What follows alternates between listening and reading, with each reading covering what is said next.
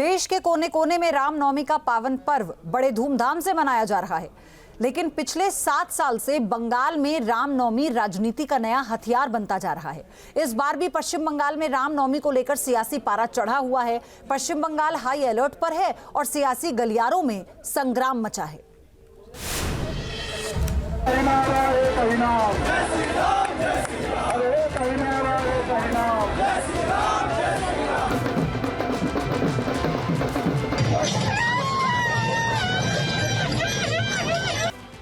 प्रभु राम की वंदना, भाईजान भगवा।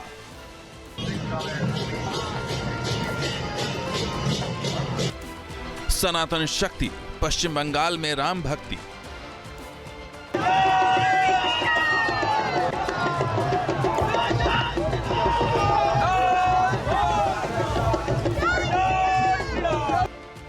फूलों की बहार, रामलला का दरबार।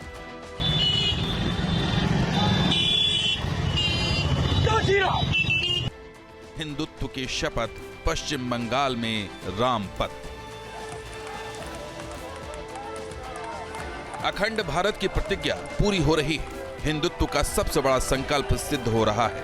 संपूर्ण राष्ट्र का सपना साकार हो रहा है। पश्चिम बंगाल में प्रभु श्री राम का जय घोष हो रहा है।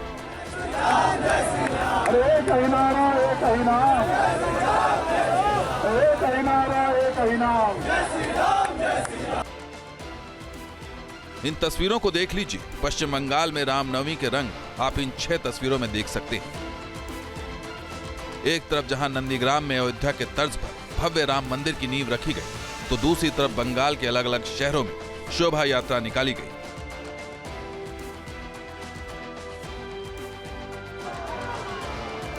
इस गौरवशाली क्षण के लिए भगीरथी प्रयास हुए हैं। कई राम भक्तों ने अपने प्राणों की आहुति दी। पश्चिम बंगाल में रामलला के लिए कई पीढ़ियां खपी।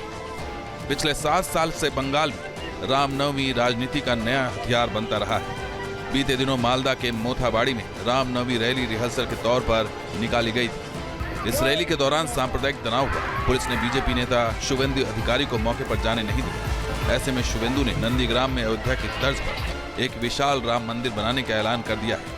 पश्चिम बंगाल विधानसभा में विपक्ष के नेता शुवेंदु अधिकारी ने रविवार को रामनवमी के अवसर पर नंदीग्राम में राम मंदिर की आधारशिला रखी। पुराना मंदिर है, ये पूरा नंदीग्राम का ओल्डेस्ट टेम्पल है, आस्था का प्रतीक है। हिंदू अपना धर्म पालन करेगा, इसमें क्या रुकावट है। सनातन धर्म सबसे शांत धर्म है। रामनवमी पर पश्चिम बंगाल में 2000 रैलियों का ऐलान हुआ। इनमें 1.5 करोड़ हिंदुओं के शामिल होने का दावा किया गया। रामनवमी के दिन किसी तरह की कोई हिंसा न हो, इसके लिए अफवाहों पर नजर रखने के लिए एक कंट्रोल रूम बनाया गया। संवेदनशील इलाकों में निकलने वाली रैलियों पर ड्रोन से निगरानी रखी जा रही है। पश्चिम बंगाल में अगले साल विधानसभा चुनाव होने वाले हैं। ऐसे में रामनवमी को लेकर सियासी पारा चढ़ा हुआ है। पश्चिम बंगाल में रामनवमी पर भारी पुलिस बल की तैनाती की गई है। ममता सरकार ने पूरे राज्य को अलर्ट पर रखा हुआ है, ताकि हिंदू संगठनों की ओर से निकाले जाने वाली शोभा यात्राओं के समय किसी तरह की हिंसा न हो। ऐसे में प्रदेश बीजेपी अध्यक्ष सुकांत मजूमदार ने ममता सरकार पर जोरदार हमला किया है। सुकांत मजूमदार ने कहा है कि ममता बनर्जी हर तरीके से जता रही हैं कि हिंदू दूसरे दर्जे के नागरिक हैं।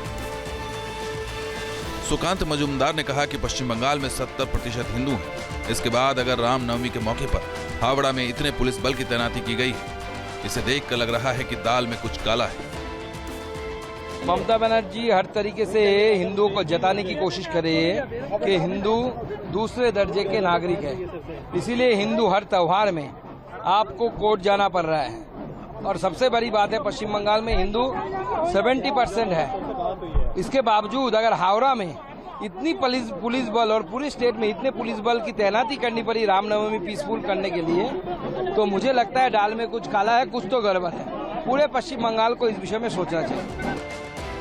पश्चिम बंगाल में सियासी संग्राम छिड़ा हुआ है। वैसे तो हाई कोर्ट ने शर्तों के साथ शोभा यात्रा की मंजूरी दी हुई है, लेकिन बीजेपी और टीएमसी के बीच जुबानी जंग चल रही है।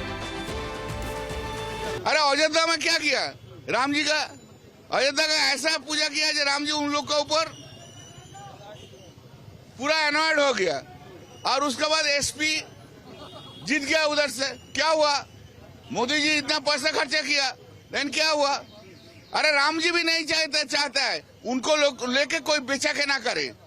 हाँ, वो सेलेबल कम्युनिटी नहीं है राम जी, तो पॉलिटिक्स में बोलो और जगह में बोलो। राम जी का पूजा करो, ध्यान करो, ठीक से करो। राम जी के लिए पॉलिटिक्स मत करो, हिंसा मत छोड़ो। राम जी हिंसा नहीं चाहता है और वो लोग हिंसा में रहता है, इसलिए अयोध्या में हार गया। बीजेपी नेता लॉकेट चैटर्जी ने भी ममता सरकार पर निशाना साधा है। उन्होंने कहा कि जैसे हम लोग दुर्गा पूजा मनाते हैं, वैसे ही रामनवमी मनाया जा रहा है। पश्चिम बंगाल के घर घर में राम छा गए। यह हमारे धर्म की चीज है, हमें कोर्ट से अनुमति लेनी होती है। बंगाल पुलिस न होकर कैडर हो गई।